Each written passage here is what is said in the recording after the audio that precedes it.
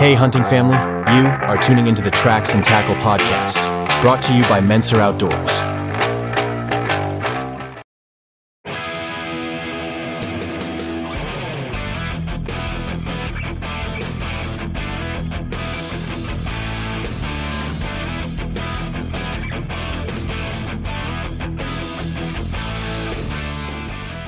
Hey hunting family, welcome back to Tracks and Tackle. In this episode, we're going to bring you up to speed on some recent summer activities. We've been busy making repairs at our hunting cabin, honing our archery skills as we gear up for the fall season. But the main focus of the episode, we're going to be diving into some Pennsylvania's game regulations. Join us as we discuss, review, and navigate the rules that will shape our upcoming hunting adventures. Whether you're a seasoned hunter or new to the game, this episode is packed with insights to help you prepare for a successful season. Let's go. Hey there, hunting family. It's time to give a shout out to a company that's been keeping our communities moving since 1995.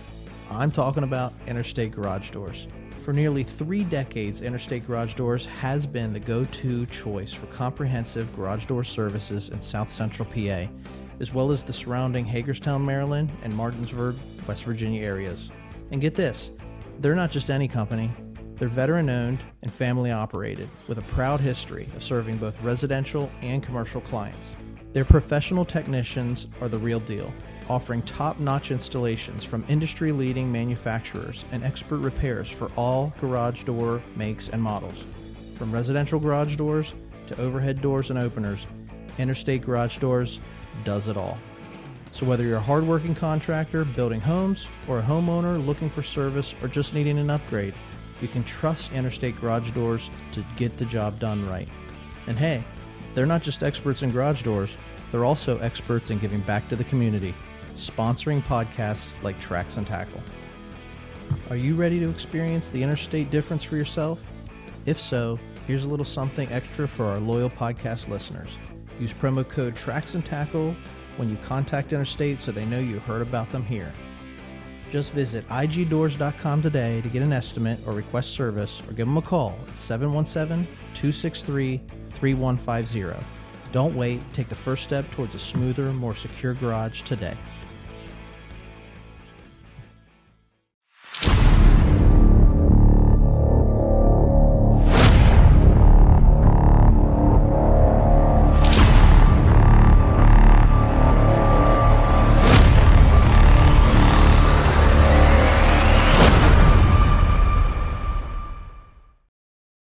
All right, folks, we are live. Welcome. We have another exciting episode of Tracks and Tackles. I'm here with the Arrow Eagle, and we're just going to get into it. So a lot has been happening lately with the Tracks and Tackle staff and the Menser Outdoor gang. Of late, we've been heading up to our camp doing some cabin repairs.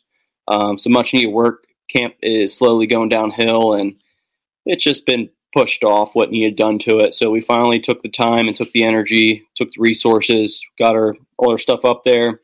We ripped off some really old plywood. I don't know how old, a lot older than me, I'd say, probably older than you two, Arrow. Yeah, but probably. Tore it off, put some OSB on, stabilized the camp. I think all that is yet to be done yet. That needs done is we got to put siding on, and I think just straighten out some doors so they latch. But pretty busy weekends, a lot of labor. The weather wasn't too bad. It's kind of breezy, but enjoyable weekends nonetheless up at camp. We were able to check our trail cameras up there, which is always nice. Why don't you get into what we were seeing on the cameras there, Ron? Yeah, well, I mean, so it's that time of year. You're getting to mid to late summer. We're hyper focused on shooting our bows and starting to get ready. You know, the blood is starting to boil here as we're simmering and getting ready for archery season, which is slowly, not quickly enough, encroaching. But we're just doing all the prep work. And just like anybody else out there that's listening that are bow nuts like we are, archery nuts, we're checking our trail cams and tracking these different locations where we see the deers moving through certain corridors and stuff. And we got a good sign is their doe, right? And so we got doe, We got fawns. They're getting bigger, so they made it through the summer because we know we got coyotes and predators and things of that nature on the property that we hunt. So that's a telltale sign when you see those fawns and those yearlings on camera. A few small bucks, in velvet. So time will tell. We're going to keep an eye on our trail cameras. I'm sure that we'll get some pictures posted on socials. But yeah, I mean, overall, the past couple of weeks, we've been putting in some heavy work days up at the cabin that, like you said, they're way overdue. We really need to get some work done on the property.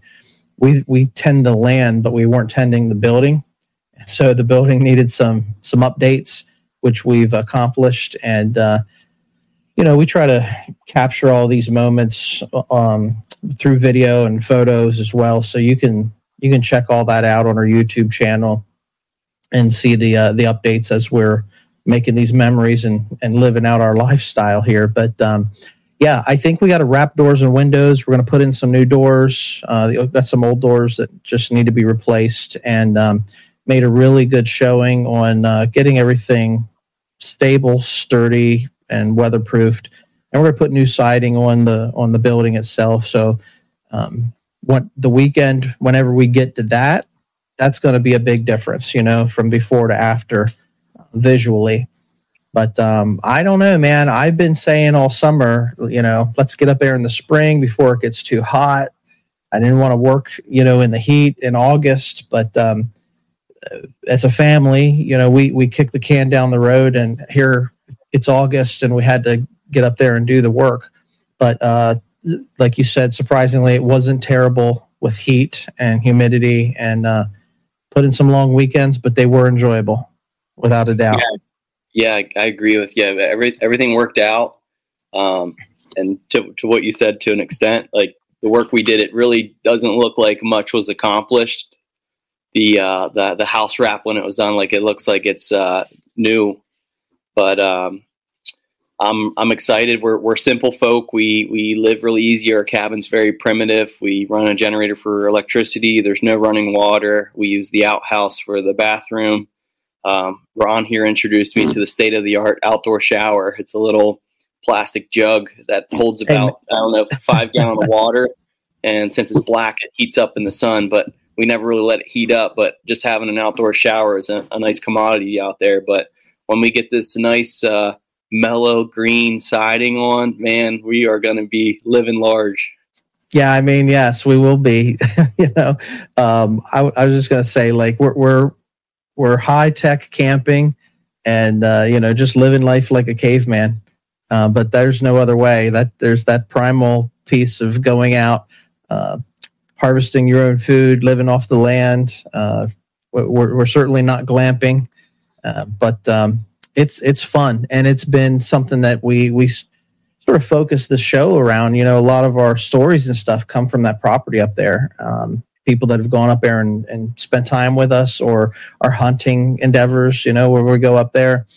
And we got a lot of memories on that property. So we want to take care of it so that we can pass it on to the next generation, which is another major topic of Tracks and Tackle, is, preserving, conservation, preservation, and passing on things to the next generation. Yeah, lots of memories are made up there, and lots to be made yet. So that's why it's important to continue to maintain the property and to maintain our shelter that we stay in. But yeah, so let me ask you a question. We got some work. We put a lot of work into it and stuff, and we got a lot of memories up there, like we said. But like, how old do you think you were? Like, do you remember how old you were whenever we acquired that property? Because you were pretty young. I don't remember my first time up there when we acquired it. I only remember the building of I guess our bunk room. I don't remember that during childhood. I only remember from pictures. My only fond memory is the swing up there. Right. The tree swing. On little rope, a tree swing. The other day, this year, I tugged on the rope, jokingly going to get on it, and it snapped right away. So the durability on that ain't that great. But just going up as a youth, especially during the summer, just hanging out is what it was about.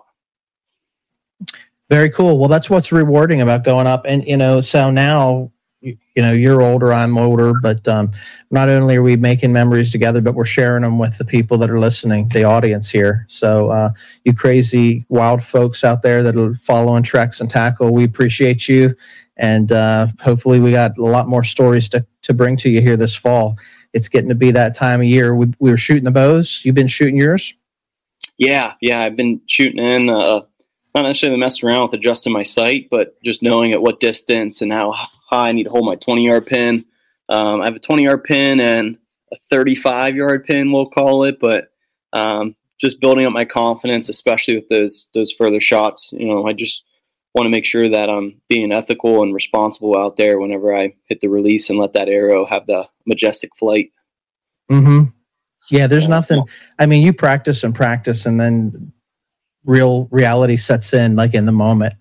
And, even when you think you got everything dialed in, anything can happen in the woods. So that's why we do it. Repetition, muscle memory, that sort of stuff. We did some shooting last week. Was it last weekend? 2 weekends ago? We were shooting up there at the cabin. We had our we didn't do too bad. Yeah. We had our guide, our Lon. We had him moving the bag for us to unknown distances, and we got one shot.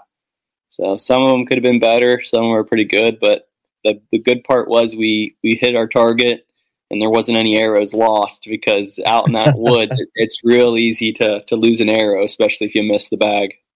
Yeah, no doubt. For real. If you miss your target out there, there's a really good chance you lose your arrow. So, and like you say, the fog of war in real life, you're trying to make a mental picture of where was the animal standing, where did the arrow hit, where did the deer run off to. There's a lot of things going on in your mind in that moment, so you got to be dialed in mentally.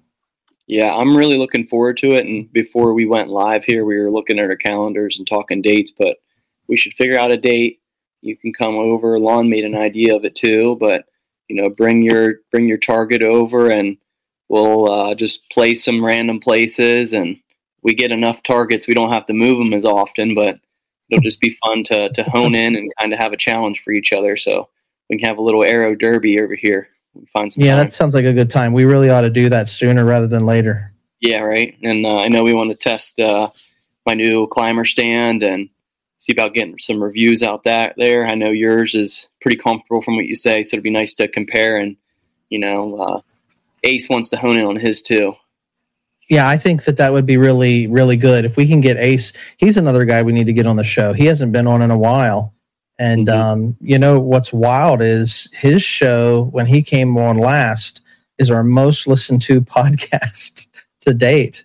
And so he's got some fans out there, or maybe it's because he's a young guy and, you got the lady outlaws are checking in to see what he's about. I don't know, but we need to get him back on the show, because I know he said he's willing to come back on too and get into toward the hunting season. I know he's got stuff to talk about too. So I'd love to get out there, shoot with you guys.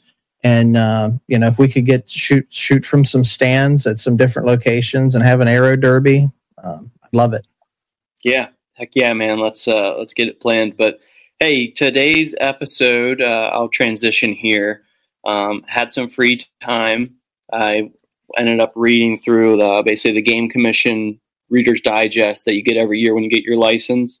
It's available online. I think they're transitioning more to I guess saving some trees and giving people the packet, saving the packet and giving people the online version. But I just kind of skimmed through that. I was just looking to see some dates. We're trying to get in the bear a little bit more this year, and scheduling my archery season hunts. I want to pay attention when the Sunday hunt was. So just skimming through, I found some learnings, some topics, and just some facts out there that they have in regulation that I thought was interesting, and just to get your feedback on your thoughts on it too, and maybe to our listeners here, whether it's new to them, but just some things that I thought were interesting. Yeah, I mean, you were texting me maybe a week or so ago, and you were just asking some random questions about what I thought, and that's the interesting thing, because you think you know the regulations, you grow up hunting, but things change, laws change, the rules change, or maybe it's a species that you never hunted or anything like that. So you were kicking me some questions on what I thought the regulations were on, certain animals like bear or elk, etc. And you were highlighting things that I didn't know. So yeah, it was actually it's a surprising thing that you think but you really don't. So this is going to be interesting to hear what you were looking at, and kind of did a deep dive on this. So tell us about it. Yeah, so for starters, main reason, as I said, to find out the Sunday hunting dates. So those are November 17th, the 24th, which that's for bear. Some units have extended doe season. You check those. We're unfortunately not in those groups. So the 24th for most counties is the bear. And it's November, right? Yeah, November 24th. I just want to clarify for those that aren't watching. Yeah. And then December 1st, which is the rifle continuation, rather than hunting the Saturday and then waiting till the Monday. They open that up on Sunday. So I have my calendar marked, and I'm eager to get just an extra day in the woods when I can. Yeah. So I know that we talked about this on past episodes with different people about Sunday hunting, and specifically rifle season starting, moving it from Monday, which has always been on a Monday, the Monday opener here in Pennsylvania, and moving that back to the Saturday prior, right? So now it's the Saturday after Thanksgiving instead of the Monday after Thanksgiving. But that added day giving us Sunday hunting, it does give you extra. So I'm used to, I guess by default, even though it's been several years since this rules changed, opening days changed, I'm always thinking, like I got Monday off and I take Tuesday off, because Monday and Tuesday, that was the first 2 days, and those were the days that I was going to take off of work or school or what have you, and I was going to hunt those first 2 days. But now we were just talking here about taking, take Monday off, so you get a 3-day hunt. But if you take Tuesday, it's a 4-day hunt. So you go up on Friday, you can hunt Saturday, Sunday, Monday, and Tuesday. If you still take Monday and Tuesday off of work, 4-day hunt. That's, it's not the entire first week, but you're almost at the cabin for a work week, and that's not a bad deal. Right. Yeah, couldn't agree more. It's just the more time that you're up and you're out, more likely you're going to have some success, but just more time at camp too as well, and more time with you and the team. Yeah, and I say, I think things are either going to happen on the first day, or for us, it's been like the second day, the past year or whatever. We have conflicting stories on just even when we got into action. You go back and try to remember the story. Was that opening day? Was that the second day? When we got into the pile of deer that we started shooting at. But it's either happening or it's not. Where we hunt. So either till that time of year, the deer are starting to group up, and you either find them or you don't. So just putting a couple extra days in is not a bad idea. And you touched on bear season, so I'm curious to, you've done some bear hunting with your buddies in the past, right? No, I haven't. So last year, well, I guess rewind 2 years ago, I was supposed to. Bear season lines up with archery as well. That was when you and my buddy Nate, we went up to camp. We hunted the weekend. I misaligned my dates, but that was when I was supposed to go to my buddy's camp. So I dropped the ball on that. And then this year I got it scheduled and made sure the date was right. I checked, but it was just a downpour. So we didn't bother even going out. So this year I'm hopeful. Even if I don't make it out there, I know on our property we've been seeing some sign. So I'll be somewhere for the bear season. But that comes in archery October 21st to November 9th. and then rifle transitions. It's November 23rd to the 26th, and that's where that Sunday hunt comes into effect. It's not just you hunt a day or two and then you have to wait that Sunday. But something I thought was interesting too. I'm not fully educated on this, but I don't know if previously if muzzleloader was allowed during the archery season for bear. But this was in the update for this year. The muzzleloader season was going to be shortened to the same time as the rifle season now. So I'm assuming previously it might have been aligned with the archery, but now they're making muzzleloader and rifle the same. But they're just doing this to reduce the harvest rate and just to improve the stability in the bear population. Yeah, I know. I got a lot of buddies that love to hunt muzzleloader, and I'm sure it's a lot of fun. Sure, it's a blast. But man, there's an old video on our social of me. I'm sitting at a red light, in traffic, head up to the cabin. I'm talking about muzzleloader versus archery, and I prefer to hunt with a stick and string, is what I said. And the deal here, the way my approach is, I like to hunt archery because, one, it's not as cold usually. It's a little bit more sustainable for long sits. I love hunting the rut. Who doesn't, right? And you got a lot less hunters in the forest. Now, rifle season, and this goes for muzzleloader too. Once the deer start hearing the guns, fire off, it's like they know what time of year it is too. Like any deer that's been around for more than 1 or 2 years, they know, all right, I can't graze out in the field during daylight. I'm going to have to, I'm going to go over to these woods that are posted or protected and aren't as pushed as much. I'm an archery guy because there's less guys in the woods, and the deer haven't really caught on yet to the time of year it is. Like you have a better, I feel like my odds are better, but archery and muzzleloader do cross over or have in the past here.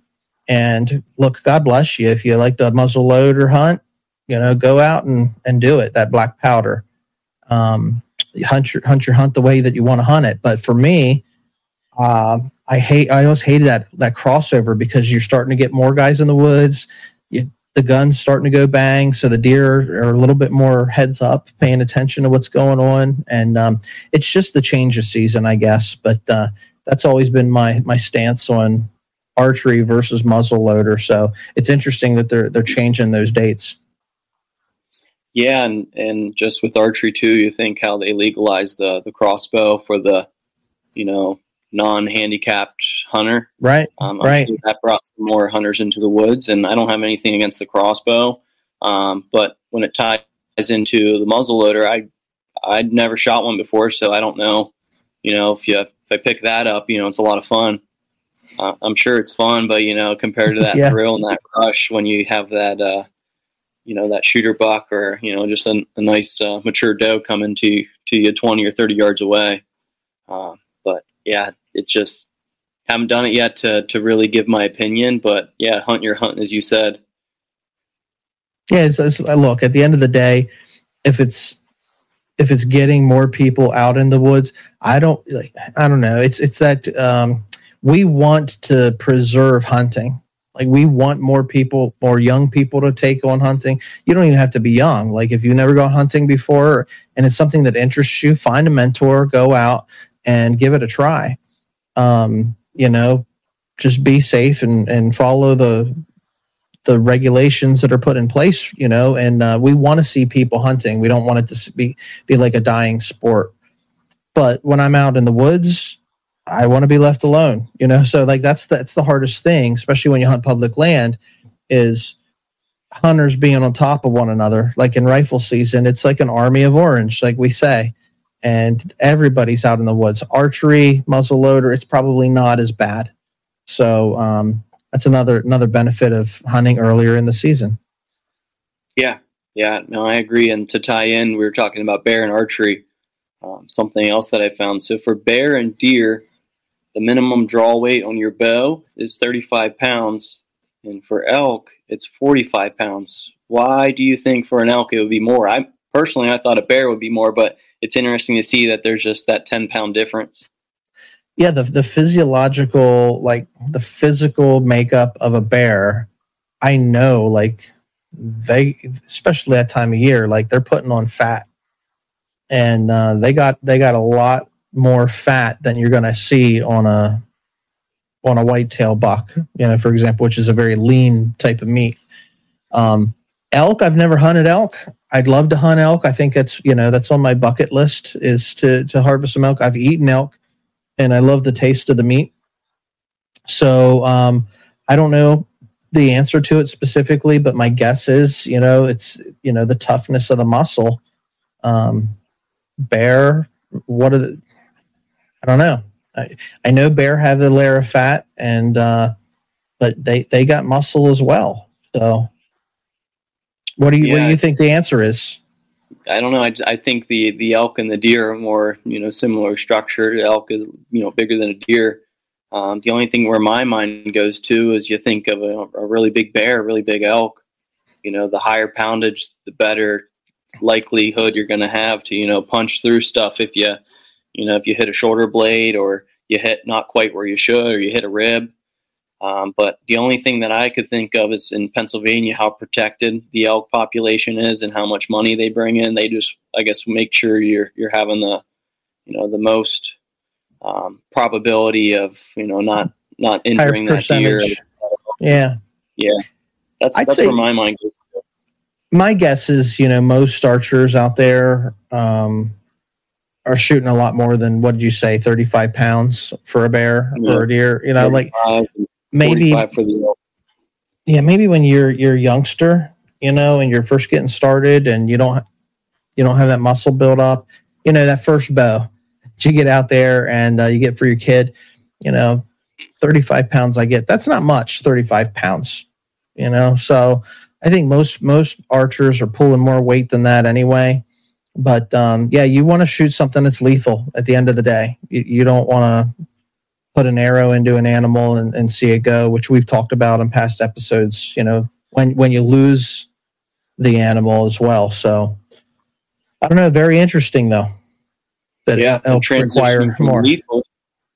Transitioning from lethal, when you harvest a bear, elk, or turkey, you're to tag them immediately, and it's like all caps immediately,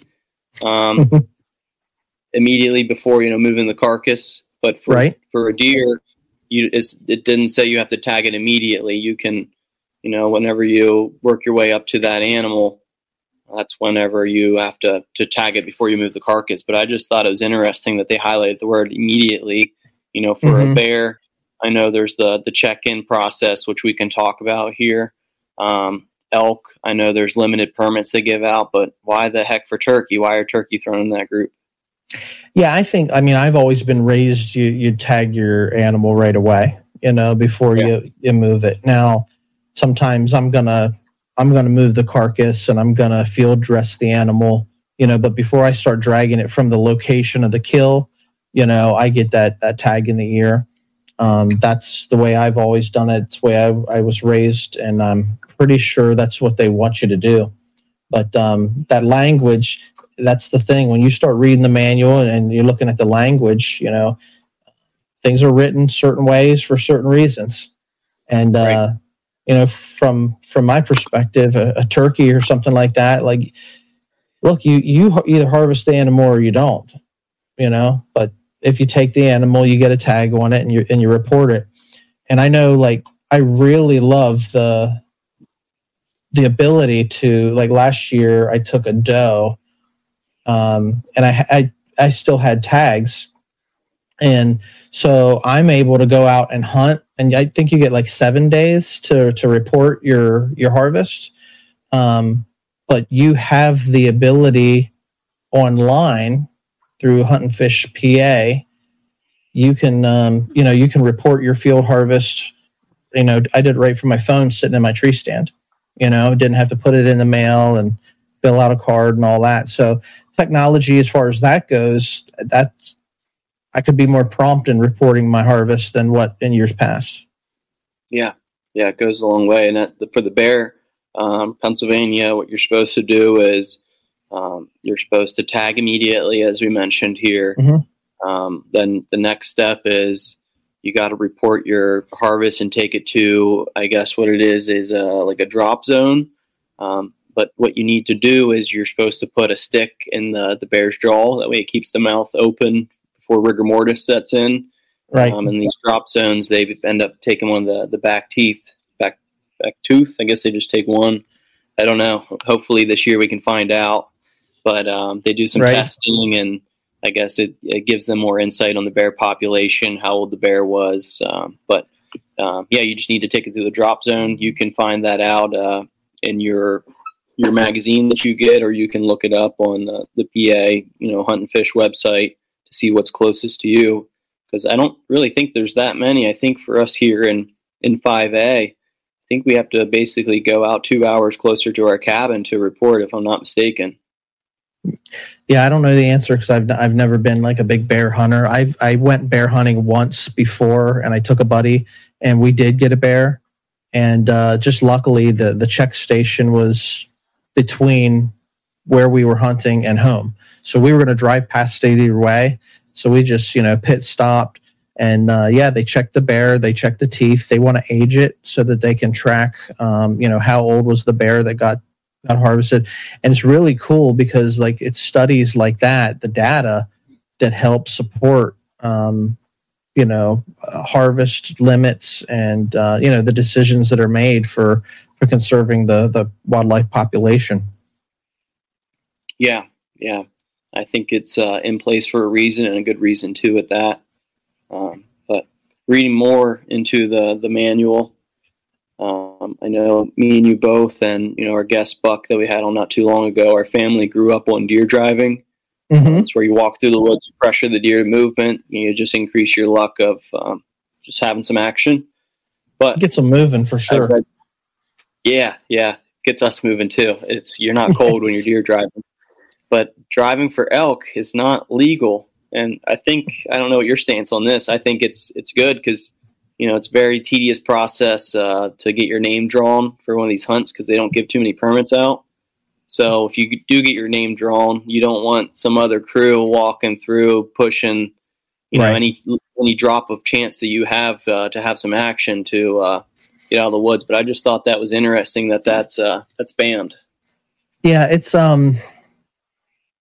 So the elk herd in Pennsylvania, I don't know a lot, but I do know a little bit.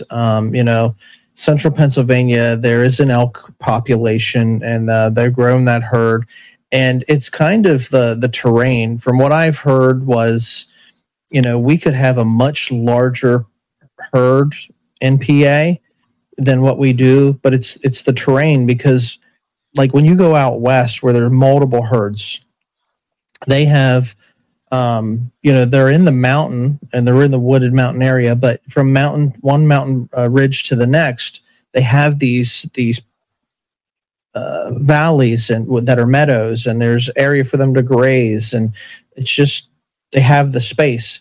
And here in Pennsylvania, where you go from mountain to mountain and you get into a valley, like that's where population, like we're building homes, and we just don't have the space. As you go up into northern PA, it does get wider and more open, and that's where these elk can thrive. But I think it's like our terrain. Like I don't know how big we can really grow our elk herd population. I heard that there's like two major herds in PA. And, so I got some statistics for you here. So there is roughly 1,400 elk freely roaming. And it's about a 3,000 square mile area. Right. And it's mostly within Elk, Cameron, Clinton, Clearfield, and Central County. So that's all the northern aspect. But if you really think about it, up in elk territory, it's an elk every square 2 miles. But that's not the case, as you said, because they tend to herd up. Right. And it's a different type of hunting too, right? So it's kind of like, you're going to call, and you're going to try to bring them in. And if you do we have a lottery for the elk tags. And if you get drawn for that, man, I'm telling you, you want to make the most of it. So yeah, absolutely. You don't want somebody like walking through, busting your hunt up. Because I think they assign you a zone, you got to hunt a certain zone that's just, coincides with your tag. So wherever that is, some zones might be have a higher take rate than others. But like I said, I'm no expert on it. We really ought to get somebody in here that knows what they're talking about and have them, talk us through the PA elk hunting process, because it is fascinating. And like I said, it's one of those things that I'd really love to be able to do someday. Yeah, it's a good idea. One of my good buddies, we were loosely talking about it, and I brought some of these topics up to him. But he recommended it too, and I think we both should. I'm younger, but I guess the number of tickets that get entered in this lottery, they re-roll over each year as you apply more and more. So if you start young, by the time you're old, you'll have a more likelihood of getting selected. But I just asked him what would you do if I got, I wouldn't know where to start. I think step one would, be find a guide service up there. And yeah. I brought it up to him. And he's like, don't worry, I'll find you a guide service. I'm like, I'll go with you. It just kind of attests to how rare and how hard it is to get one of these permits. I think that if you draw a bull tag, almost 100% of the people that harvest a bull go through a guide service, because you don't want to waste that opportunity.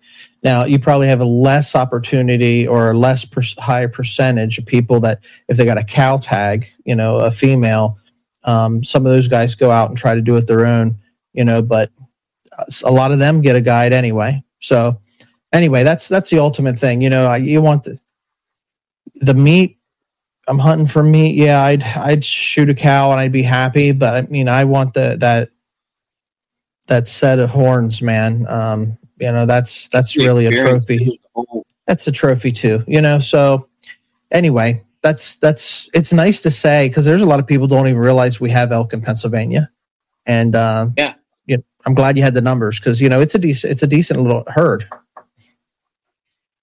Yeah, and just I know elk bring a lot of money in for the state, just the tourism, and they do a lot to keep them protected. A big thing they're doing to keep them protected is trying to keep the chronic waste disease out of their herd.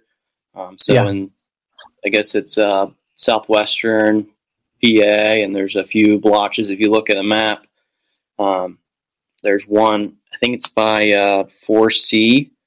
So I looked in this too, and so there's a lot of rules and regulations when it comes to CWD zones, basically because they're trying their best to keep that herd in that small area and not let instances of the disease spreading, which it spreads through bodily fluid. So if they're licking the same tree, sniffing each other's urine, whatever it might be, natural processes.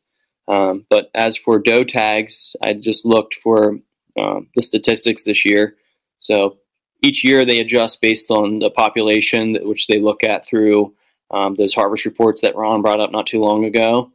But 5A seems to be pretty consistent. They didn't change it, so they kept it about the same.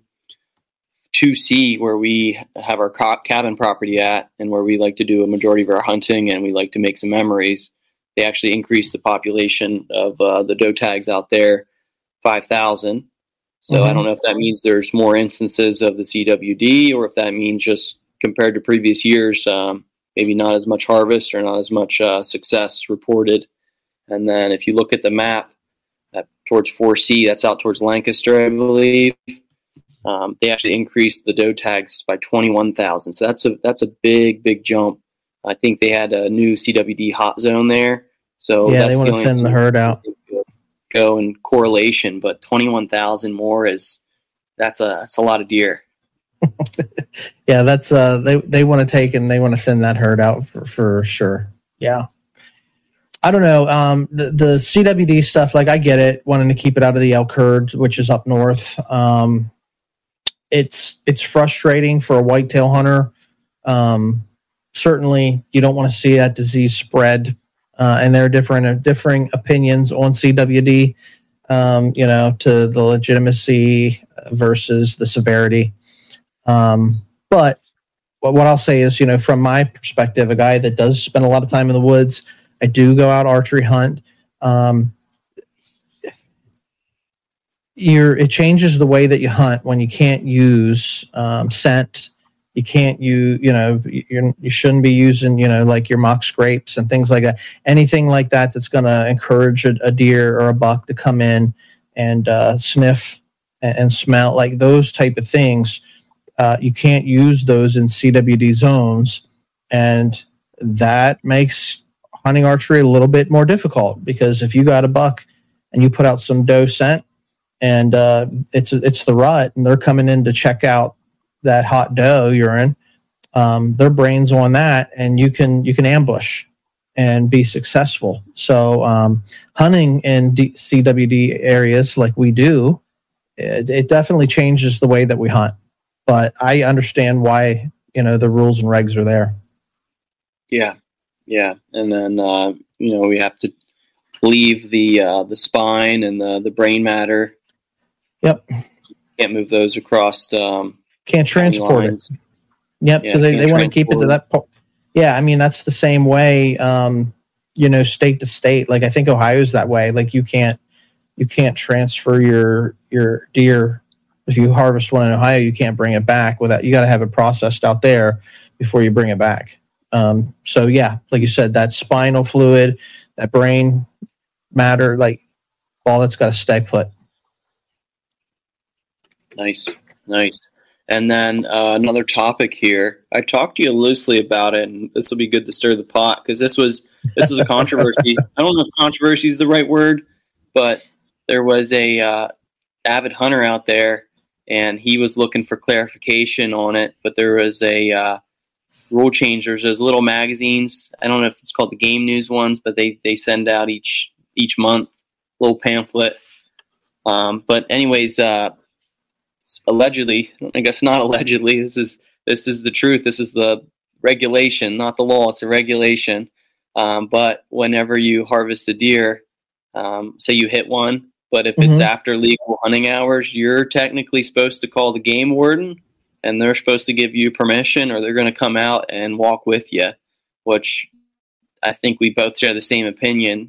Ethically, if you shoot that deer, you should be able to track it down, no matter, if it's first thing in the morning or right before dawn.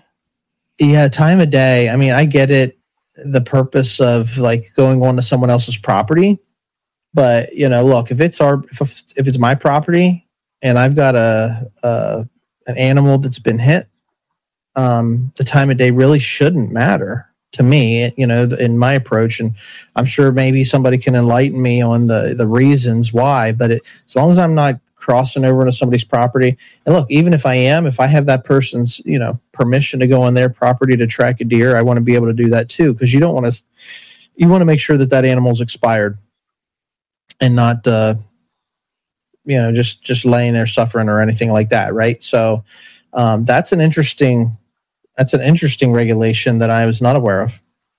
Yeah. And it brought up a point too. I'm assuming this is just for a rifle, because that's when the fluorescent orange requirement is needed, for safety purposes, but also when you're tracking.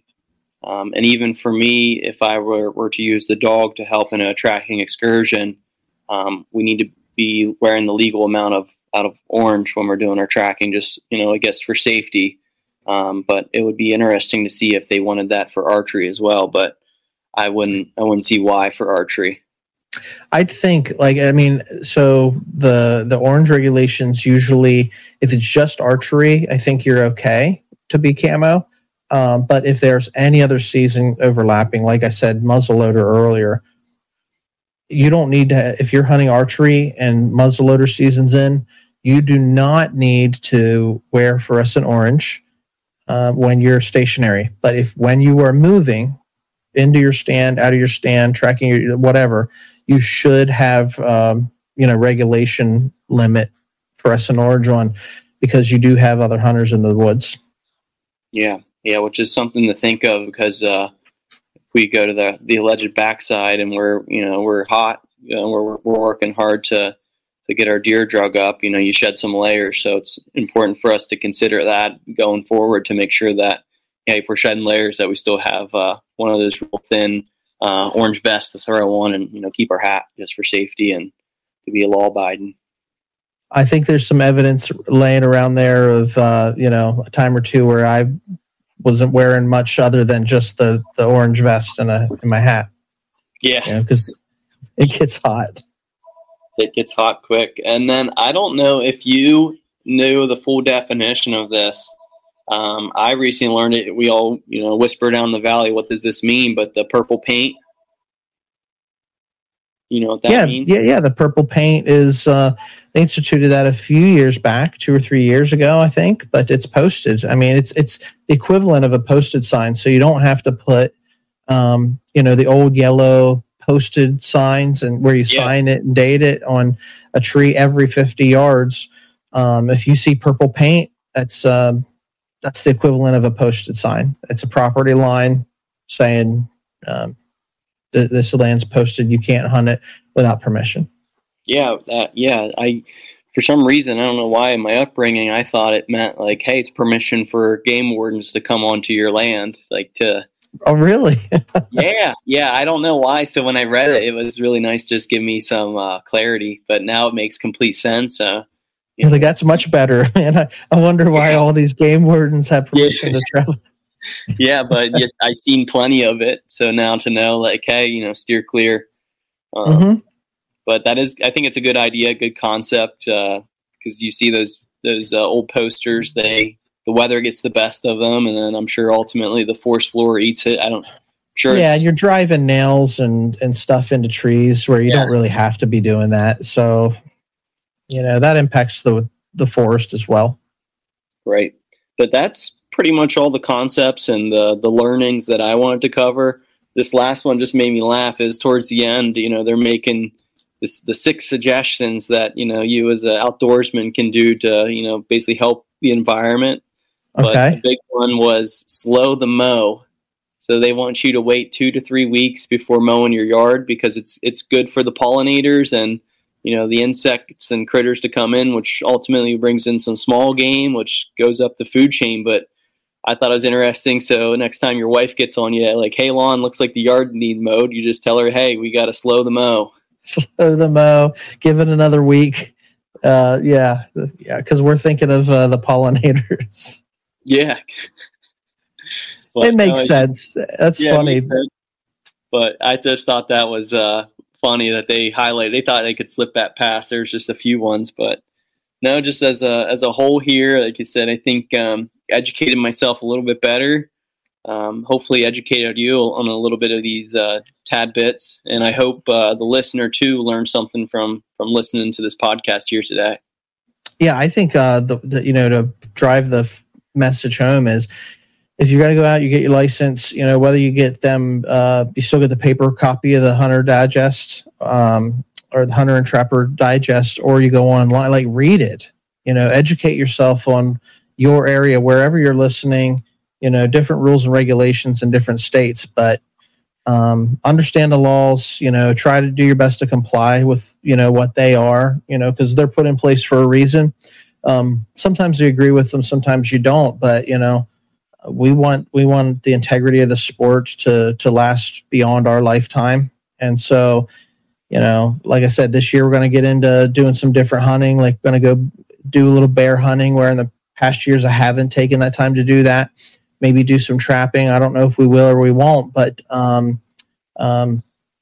going to get into doing a little bit of duck hunting as well this fall, this winter. So as you spread out and you begin to hunt different game, make sure you understand those regs. Take the time to read, because even if you don't hunt that species, that knowledge is great wisdom, and you can teach somebody something. Just like you started reading it and you were teaching me things that I thought maybe I thought I knew, but I didn't.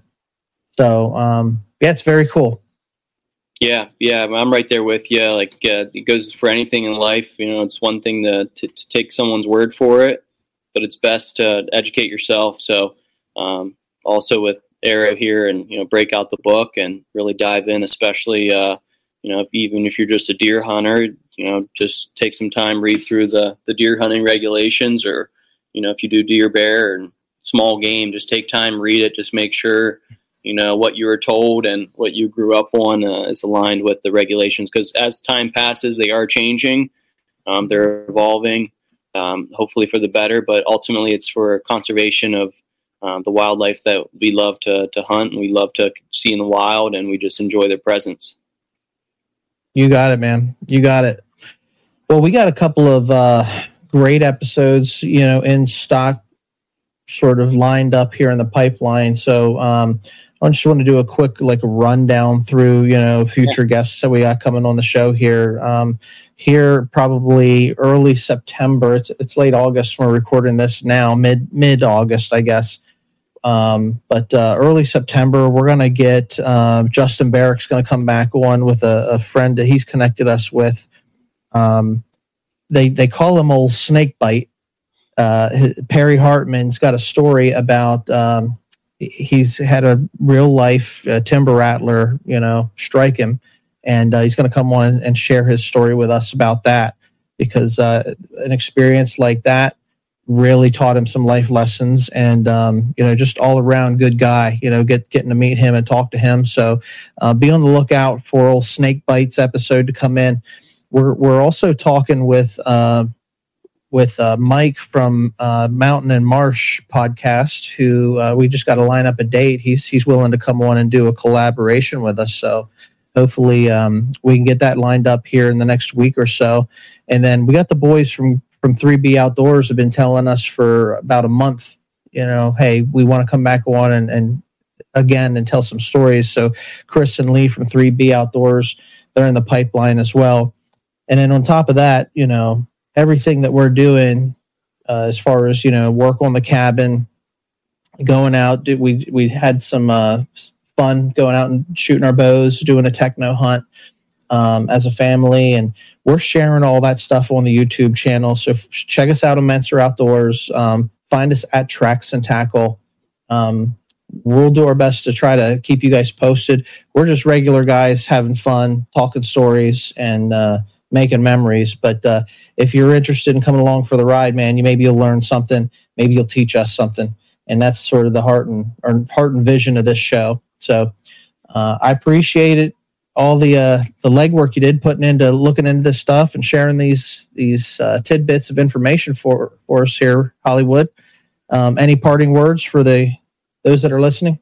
No, just kind of what you said about capturing these moments. It's been a year plus. It's fun to look back and just all the memories that we captured and that we can share, and just looking forward, just how many more we're gonna be able to share with others. And as we get old, I know I'm getting a few gray hairs on my head now, but as I get more gray hairs, and it'd be just fun to look back and see how far we've come and we've grown. Because as we first started, even with this podcast, where we are now, our quality has gotten much better. So it's fun to look at ourselves grow through the process. Yeah, totally. I mean, look, you don't know what you don't know, but you got to step out and do it. And so that's sort of what we do. We're just learning as we go, and gleaning from everybody that we talk to and interact with, and we're making friends along the way. One of the things that I was thinking about, we were up at the cabin, doing these work details, and after a long day of work, you get a plate full of food. We get cleaned up with the camp shower that I had made shift to the camp shower, and we're sitting around before calling it a night, and we started really talking about our hunting cabin top 10 list. You see these top 10 lists on the TV, the countdowns, and so maybe we'll throw together a top 10 cabin story list. I don't know if we can get all that in one episode or not, or if we'll just do a video of it or whatever. But we got some fun stuff in store, and before you know it, Archery's going to be here, and we're going to be telling you some fresh stories as well. So something to look forward to. Yeah. Yep. So hey, folks, thanks for joining us. Appreciate tuning into us, and just hearing us shoot the breeze, and maybe learn something from us today. But as always, remember to stay wild, stay true to yourself, and find your inner outdoorsman. And weather's beautiful outside. Open your door, get out there, and live in it and enjoy it. That's all I got to say. Anything all right, else? Man. Yeah, no, that's it, man. We'll check you next time. Hit us up. You got any questions or ideas for topics for discussion? But other than that, stay wild, get outdoors.